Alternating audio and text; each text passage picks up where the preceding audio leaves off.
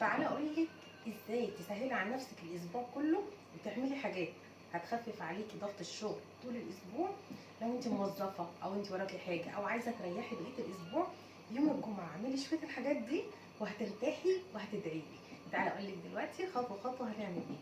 نحط الطماطم بس على النار واقول لكم من الاول هنعمل ايه. قبل اي حاجه شغلي البخور بتاعك وشغلي القران، وتعالي دلوقتي هنشوف هنعمل ايه. اول حاجه هنعملها تسبيكه الطماطم عشان بتاخد وقت كتير على النار. هنبدا فيها اول حاجه، هنشتري 5 كيلو 10 كيلو، الكميه اللي احنا حابينها او هتكفينا. الكميه الطماطم دي هتكفيني مش اسبوع واحد، اسبوعين او 3 وممكن شهر كمان. نجيب الطماطم نغسلها كويس جدا، ننقعها الاول في ميه وبعد كده نغسلها وبعد كده نحطها في الحله زي ما هي، بس طبعا ننضفها كويس جدا، نشيل فيها اي حتت لونها غامق او اي حاجه احنا مش حابينها. تبقى طماطمايه نضيفه زي ما احنا شايفين كده بالظبط. هنحطها في الحله زي ما هي، نزل ميه كتير، ممكن ندلق الميه علشان ما تاخدش وقت طويل معايا، وبالهاند بلندر في نفس الحله هنضربها. ولو ما فيش هاند بلندر هيبقى في الخلاط، هننقل الطماطم ونضربها ونرجعها الحله تاني. هنسيبها تتسبك على نار هاديه، ما نعليش النار عشان ما تتحرقش معايا وتبقى تقيله زي ما احنا شايفين كده. هنعبيها بقى بعد ما تبرد طبعا خالص. هنعبيها في اكياس على قد الطبخه، او ممكن نعمل اكياس صغيره على قد الطبخات بتاعت كل يوم. ممكن نعمل اكياس كبيره شويه لو احنا هنعمل محشي، لو احنا هنحتاج صلصة اكتر.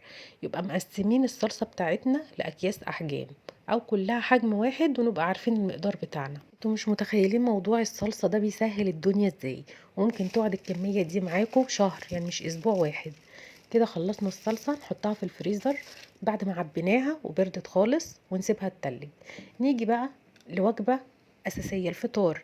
احنا بنحتار هنعمل فطار ايه، ممكن جبن، ممكن فول. بدل ما نحتار في الفول كل يوم ونجيبه من بره طبعا مش نظيف، احنا نعمله في بيتنا. موضوع بسيط جدا، هنبله من بالليل بس في الحلة، تاني يوم هنشطفه ونملى عليه مية دافية. هنحط عليه جزراية متقطعة مكعبات، هنحط عليه طماطماية، 4 فصوص توم، شوية عدس صغيرين، شوية فول مدشوشين صغيرين. الفول المدشوش لما بيتحط في الفول وهو بيتسلق بيخلي المية بتاعته تقيلة وقوامه حلو جدا. وبعد كده بقى حابين نحطه زي ما هو، يعني زي ما هو حب في اكياس نحطه. انا بحب احطه مضروب في الخلاط، بيبقى سهل الهضم اكتر. فزي ما حابين نحطه، ممكن نحطه زي ما هو، ممكن نضربه في الخلاط. انا ضربته في الخلاط وعملته اكياس برضو وبططتها زي ما انتوا شايفين كده. هنحطها بنفس الرصة في الفريزر برضو عشان ما تاخدش مكان، يبقى درج التلاجة كل رصة فوق بعضها مش واخدة مكان، وعارفين كل صنف ونوع فين. ممكن بقى نعمل ايه، مخللات يوم الجمعة. بتنجان مخلل، فلفل مخلل. ممكن نشكل مجموعة مخللات ونحطها في علب ونقفلها ونحطها في التلاجة، برضو هتقعد معانا اسبوع. اهم حاجة اللي احنا نحطها في علب محكمة الغلق علشان ما تكرفش اي ريحة في التلاجة. انا دلوقتي عملت بتنجان، بتنجان اللي هو الرومي، قطعته وغسلته نقعته في ملح، نزل ميته وبعد كده قليته. وبعد كده عملت له التتبيله عباره عن فلفل احمر او اخضر، شطه او بارد زي ما احنا حابين، وخمس ست فصوص او كبشه توم كده حلوه. وبعد كده هنضربه في الخلاط او في الكبه، وهنحط عليه معلقه خل او معلقتين خل، وهنحط عليه ليمونه معصوره، نحط بابريكا، لو فلفل اخضر وعايزين لونه احمر هنحط بابريكا حمراء، وهنحط بقى شوية كمون، وهنقلب كل الخلطة الجميلة دي في بعض. وما ننساش الملح طبعا. انا قليت البتنجان كله حطيته على مناديل عشان يتشرب الزيت كويس، وبعد كده هاخده احطه في العلبة. احط الاول الخلطة بتاعتي دي تحت من تحت، وبعد كده هرص عليها البتنجان، وبعد كده رص بين كل طبقة وطبقة من الخلطة الجميلة دي. وبعد كده هحط على الوش كل اللي هيتبقى معايا، او احط معلقة كبيرة افردها على الوش. ولو اتبقى شوية خلطة معايا هنحطهم في علبة صغيرة، يا اما في التلاجة ممكن تقعد معانا برضو فترة، يا اما في الفريزر لو احنا عايزين نحفظها مدة اطول. حطيت كتير اهو على الوش، وهغطيها بقى بالغطا بتاعها واقفلها كويس جدا واحطها على رف التلاجة. احتاجنا منها في الفطار او في الغداء او في اي وقت، يبقى انا عندي بتنجان مخلل في التلاجة جاهز، طبق جانبي وبكل سهولة جنب اي طبق رئيسي. دلوقتي بقى هنيجي الاهم حاجة. عندي التوم المفروم في الفريزر ده مهم جدا. هعمل ملوخية او هعمل مسقعة او هعمل اي اكله هيبقى عندي التوم، بدل ما اقف افصص توم واهرسه او افرمه وياخد وقت معايا وياخد مواعين كتير، لا، نعمله كله مره واحده.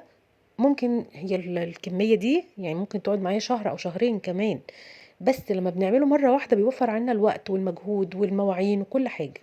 ونحطه نفرده برضو في اكياس ونحطه في الفريزر. وممكن نعمل البصل نفس الفكره، نفرمه ونحطه في الاكياس، يبقى سهلنا علينا حاجات كتير جدا. هنيجي دلوقتي بقى، انا بغلي لبن. اللبن ده ممكن نجيبه كمية يوم الجمعة حسب الاستهلاك وعدد افراد الاسرة، يعني كل اسرة تشوف هي بتستهلك قد ايه وتجيبي كمية ممكن تقعد الاسبوع كله.